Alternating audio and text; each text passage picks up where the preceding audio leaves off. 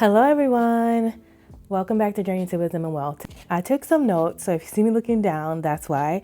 I recently listened to Anne-Laure talk about something called tiny experiments, and it completely changed the way I was thinking about setting my goals. This video was inspired by Anne-Laure and her tiny experiments, a mindset that treats goals as short-term experiments instead of long-term commitments. I'll make sure to leave any information I can find about Anne-Laure down in the description. I believe she's the founder of Nest Labs. I think she has an Instagram page and a YouTube page. So I'll definitely leave any resources I can find about her. But I'm sure if you search tiny experiments, you'll be able to find more information. I'm going to give you the basics of it. So I do feel like you should check her out after you watch this video if you're interested in this concept, because it was really something to me. Because I don't know if you guys know this, but when I graduated high school, I had got accepted into a Women in Science program for college, and it was something I wanted to be. I wanted to be a scientist, especially a chemist. Due to family obligation type things, I ended up going with another college where my sister got in, and I never went to that program, but I still ended up majoring in math and internet networking, which pretty much tells you that I am really into the analytics of things. So when she mentioned experiments, it really piqued my interest. So every year we're told to set big goals, to map out the entire year, and somehow already know who we're going to be 12 months from now. But in my experience, that pressure usually makes me shut down instead of move forward. So this year, I'm trying something different. It's the first goal setting concept that felt gentle, realistic, and sustainable for me. Instead of committing to a forever goal, I'm treating it like an experiment, just for a short period of time to see what exactly works for my life. The reason I really like her concept is it promotes curiosity, and that curiosity makes you think about whether you're doing your goal for you or you're doing your goal for someone else. Now, you guys know I already shared some of my goals when it comes to my life and my finances with you all, but as you saw, there weren't many of them. There were like 3 or 4 in each grouping, and I had one main goal. So my main goal was decluttering, and the other goal was just trying to save some money in the 15K challenge. Those were my main goals. But I think I'm going to use the tiny experiments idea to set little mini quests and mini goals. And I'll share with you some of my mini quests and goals in just a moment. Now you may be saying, okay, Tara, all this talk, what exactly is a tiny experiment? A tiny experiment is exactly what you think it is. You pick one small change, you give it a time limit, and you observe with no judgment. That's my favorite part. There's no passing or failing. There's no starting over. And it's just about curiosity. And I believe this because I've been doing this since the 1st, and it's now the 10th, I think. And I've been doing my own experiment. And because I think of it as an experiment, there's way less judgment on my part. It's pretty self-explanatory. But if you want to go into more detail, like I said, definitely check out Anne-Laure Le Cunff. I don't want to mess her full name up. So her cycle for the tiny experiments means that you do observation. What is your current situation? Think about how you feel in your current situation. What are patterns that come up with you that you feel like you want to see a change in? So that's 1, observation. Number 2 is hypothesis. So what could be different? What would you do that would be different? So in that situation, you may ask yourself questions like, would I feel better if I did such? Or would I enjoy doing X? And would I be more productive if I did X? So that's kind of like with you just coming up with your hypothesis. Number 3 is data collection. So how will I track this? How will I test the hypothesis? What am I going to do to see if this thing that I believe is going to work for me? And let's be very clear. This is why I love these tiny experiments, because beliefs are subjective to the person. What I believe may not be what you believe. And therefore, it's almost like you're testing all your beliefs with tiny experiments. You may believe that you have to work hard to make a lot of money, but they may not be the truth for someone else. Someone else you may know is working very easily and making tons of money. So it's just like, what tiny experiment can you do? Should you be looking for a new job the next 30 days? Or just examples, okay? And then step 4 would be data analysis. What are the results of the experiment? And I love this as well because you're taking like data every day and you're trying to figure out, hey, did this even work for me? Was this what my original hypothesis say? Was it harder? Was it easier? Did I like it? Did I not like it? And then from there, you can decide whether, if let's say you made an experiment. So let me use myself as an example. My hypothesis was, do I believe, I kept thinking like, I need to lose weight. Health is on my list. It's number 2. We're worried about rest, recovery, and all that, considering surgery's coming up. However, what can I do in January that is going to help me? And my thought process was, I always hear that eating fruits and vegetables is good for you. Eating fruits and vegetables will make me feel better. Eating fruits and vegetables may help give me energy. So those are like my hypothesis. Is eating fruits and vegetables going to make me feel better and healthier? So my tiny experiment, where your tiny experiment should be, I will do this, so that this is a blank for a duration. Duration is a blank of time. So I will eat fruits and vegetables, that's my this, for 3 months. No, that's too long. For 1 month.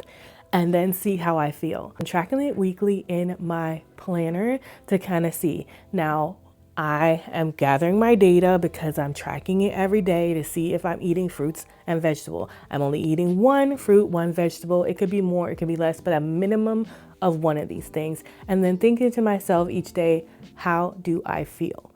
There's no judgment and I know this works for me because I have missed days where I did not get my vegetable in. I'm noticing that with my fruit, no problem. With my vegetable, problem. And what I've noticed is that thinking of it as an experiment, I don't feel like I'm failing. I just feel like I'm gathering data. So for this first week that I've done this, I haven't looked at it yet fully, but I think I missed my vegetables 2 or 3 days out of the 10 days that I've been doing it. But what I also noticed in collecting the data is if I had my vegetable earlier in the day, I tend to not miss it. Therefore, my conclusion is that I need to, for this next week coming up, have my vegetable in the morning or in the afternoon. Therefore, I need to add it to my lunch or start making smoothies with my other option. I said, well, if we start making smoothies, then I'll get my fruit and my vegetable in one and I should be successful, right? Maybe, maybe not, because this is all an experiment. Another thing I noticed was why, if you had the vegetable, were you not eating it? Because I bought the bags of salad. And sometimes I didn't feel like opening up a bag of salad just to have a little bit, knowing that it would start to deteriorate for the next day. So I said to myself, okay, the data is showing that you need to have maybe baby carrots and cucumbers and fruits that you like that are single and small that can be cut up, and maybe have some ranch dip ready so that if you just want to get your goal in and it's in the evening or you don't want to have a big salad, then that is also an option. When I tell you to think about it like this has really, really changed my point of view. So make sure a tiny experiment, when you're setting up your tiny experiment, is super simple. Like I said, think about something you want to try to do. Think about why you want to try to do that.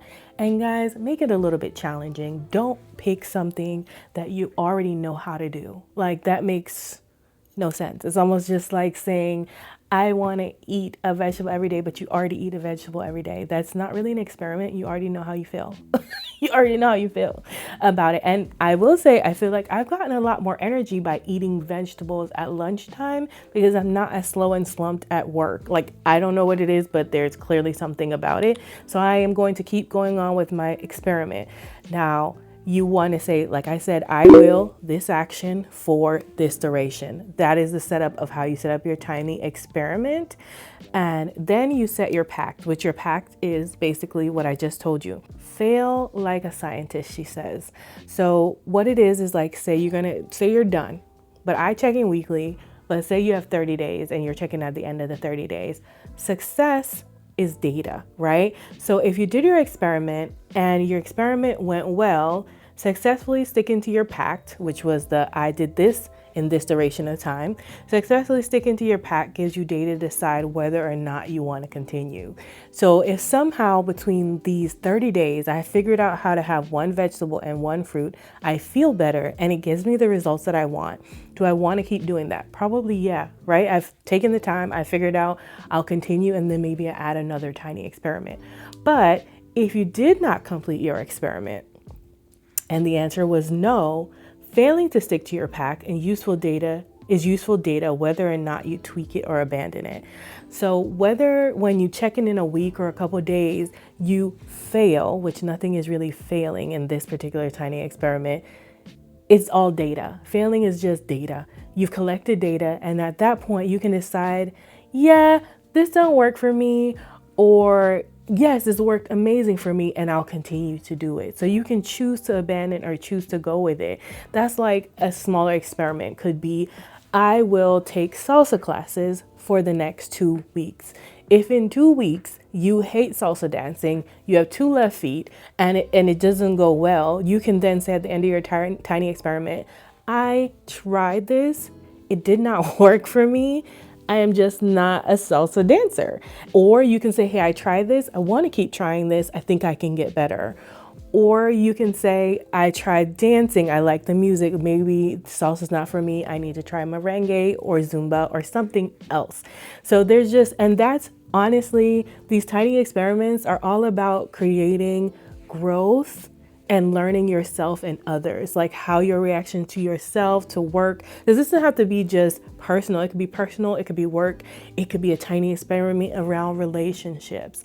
Anyway, guys, there's so much to learn about it. She does have a book, which if I can find the link for the book, I will definitely leave that below. Definitely check her out because I could totally talk about these forever. Another tiny experiment, since this is a budgeting channel, for me is going to be that I will be tracking my Quicksilver credit card expenses every week for the next 30 days. That is a budgeting tiny experiment that I am doing. She does say to really, if you're new to it, just start with 1 tiny experiment, at the most 3 tiny experiments. Do not overwhelm yourself or do too much. But that is all I wanted to share with you guys today. I was so excited about the idea. I hope I came across clear and you understood what I was saying. If not, I'm sure there's a video out there on the internet that she's talking about her process. Remember, Grateful Gang, the goal is not to succeed. The goal is to learn. Did any of this help you when you're doing your tiny experiment? Did you learn more about yourself? Did you learn more about your relationship with others? Did it feel like it was heavy or light? Did it give you energy? Did it take away from your energy? When calling a friend, did it drain you? Or did you leave that conversation feeling uplifted? Would you continue your experiment? Should it be adjusted or just throw it out the door? If you want to try this with me, try 1 tiny experiment for 1 week. Something small. Let me know down below what your tiny experiment will be. Remember, I will this thing for this duration of time. This thing and duration of time is your fill in the blank. Let me know what your tiny experiment will be for the next week. It could be something small. It can be something kind to yourself or someone else. Just something you want to try. Comment your tiny experiment below. I'd love to hear them, and maybe check back in a week or so to see how you guys are doing. And I'm excited to share some of my progress on how my tiny experiments are going. So look out for that. If you made it this far and you enjoyed watching the video, please consider subscribing to the channel. Or if you just want to see me and how I'm doing with my tiny experiments this first quarter, and see if I want to even continue for second quarter, because tiny experiments are just that. You don't have to be drawn into this long-term goal that you may not want to be. So if you enjoyed the video, hit the subscribe button. Don't forget to like, comment, and share. Remember, in order to be great, you've got to be grateful, and I'm super duper grateful for you. Have a wonderful, blessed day. I love you, mean it.